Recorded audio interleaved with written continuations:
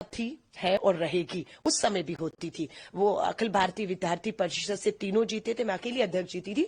तो आरएसएस के लोगों को लाना, लेक्चर करवाना उस विचारधारा को, जिसका हम बिल्कुल विरोध में खड़े रहते हैं, खड़े हैं। हम गांधीयन को, आइडियोलॉजी के लोगों को लाकर हम हमारे अपना लड़ाई जो है एक संघर्ष रहता था। लेकिन मुद्दों पर जब बात आती थी तो रेखा और मैं एक अंडरस्टैंडिंग होती थी कि दिल्ली के मुख्यमंत्री मदन लाल खुराना जी हैं और देश के प्रधानमंत्री कांग्रेस से पीवी नरसिम्हा राव जी थे, तो सेंट्रल यूनिवर्सिटी है तो मिलकर करते हैं। तो हमने मिलकर काम भी किए। साल बहुत नहीं होता है, हमें अपनी कैंपस, मैं खुद साइंस स्टूडेंट थी, अपनी लेबोरेटरी लैब से फुर्सत नहीं मिलती थी, फिर एक साल में बहुत कुछ करना था। लेकिन ये कि हम कर पाए। रेखा उस समय भी बहुत एग्रेसिव थी, क्योंकि वही आरएसएस एबीवीपी वाला एग्रेशन जो हमने पार्षद के तौर पर, उनका एक वीडियो मेरे सामने सुबह आया, क्योंकि वो जब पार्षद रही तो मैं कभी पार्षद नहीं रही, तो एक हाउस में हमें बैठने का मौका दोबारा नहीं मिला। मैं जब विधायक हुई 2015 से 20, तो वो विधायक नहीं थी, तो सदन में भी बैठने का, विधानसभा भी मौका नहीं मिला। अब वो पहली बार विधायक बनी है।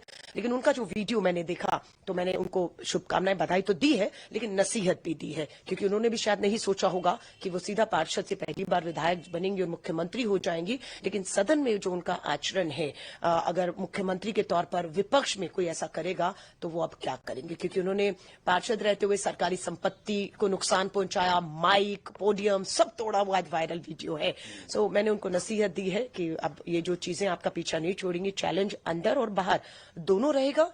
मैं महिला कांग्रेस की राष्ट्रीय अध्यक्ष हूं और दिल्ली मेरी है। मैं बार बार कहती हूं, दिल्ली में बेटियों की सुरक्षा, महिलाओं की सुरक्षा एक महिला मुख्यमंत्री की प्राथमिकताओं पर होनी चाहिए। रेखा जी मुख्यमंत्री हो गई हैं, स्वाभाविक है उन्हें पूरी सुरक्षा मिल जाएगी, लेकिन उनकी प्राथमिकताओं पर दिल्ली की हर बेटी की सुरक्षा होनी चाहिए। अगर वो उस दिशा में काम करेंगी, महिला कांग्रेस के राष्ट्रीय अध्यक्ष होने के नाते पूरा समर्थन, सहयोग हर तरीके से मिलेगा। महिला आयोग की नई अध्यक्ष भी नियुक्त करनी होगी उन्हें, और अगर कहीं लगेगा कि वो चूक रही हैं तो हम पीछा नहीं छोड़ेंगे। मुझे याद है शीला दीक्षित जी को निर्भया के मुद्दे पर, महिला मुख्यमंत्री थी, घेरा गया था, पूरा बदनाम किया गया था, लेकिन आज हम बहुत आगे निकल चुके हैं। आज कोई इफ एंड बट नहीं, केंद्र में उनकी सरकार, गृह मंत्री, पुलिस, एलजी सब उनके हाथ में है और वो कर सकती हैं, करेंगी तो बेहतर है, क्योंकि वो कामयाब होंगी तो दिल्ली कामयाब होगी, क्योंकि मुख्यमंत्री हैं। वो फेल होंगी तो मेरी दिल्ली फेल होगी। लेकिन चुनौतियां उनको अंदर ज्यादा रहेंगी, बाहर से मुझे लगता है की तुलना में। हाँ, काम नहीं करेंगी तो शायद लगता है कि ज्यादा चुनौतियां उनके पास होंगी। उनसे जब पूछा गया, जब वो इलेक्ट हुई, उनसे उन्होंने कहा कि उनकी स्टोरी एक इंस्पिरेशनल स्टोरी हो सकती है, कि एक मिडिल क्लास लड़की टॉप लीडरशिप पे अब सीएम बनने जा रही है। आपकी भी जर्नी ही रही है, आप कनेक्टेड भी रहे हैं उनसे, मिले भी हैं, इतने साल काम भी किया है। आपकी उम्मीदें क्या रहेंगी, क्योंकि एक महिला विंग के आप चीफ हैं कांग्रेस की, कैसे आप देखती हैं, क्या उम्मीदें रहेंगी?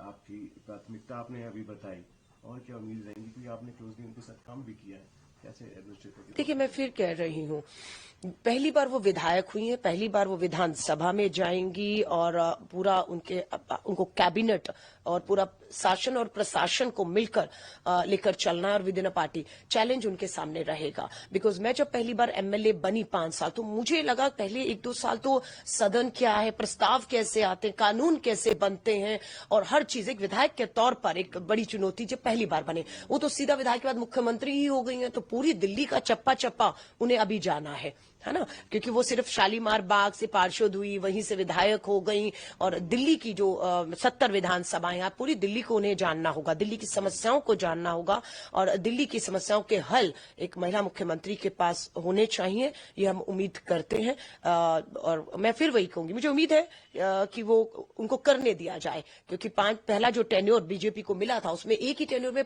3 मुख्यमंत्री बदल दिए थे, मदन लाल खुराना जी, साहब सिंह वर्मा जी, फिर सुषमा स्वराज जी आई, और उसके बाद 28 साल लंबा इंतजार, क्योंकि सत्ता की लड़ाई। अब वो रेखा जी को मौका मिला है, लेकिन अब प्रवेश वर्मा जी बिल्कुल उनका मुंह उतरा हुआ है, विजेंद्र गुप्ता जी तो 10 साल लीडर विपक्ष वही लड़ते रहे, आम आदमी पार्टी की सरकार के सामने वो अभी नहीं है कहीं। और जिस तरीके से जो है आशीष सूद हो या सिरसा हो, पहली बार मंत्री हो रहे हैं, सो अनुभव बीच में आएगा और काम करने दिया जाए, या दिल्ली की सरकार केंद्र से चलेगी, फैसले वहां होंगे, सिर्फ मोहर लगेगी, ये सब आने वाला समय बताएगा उनके फैसलों में।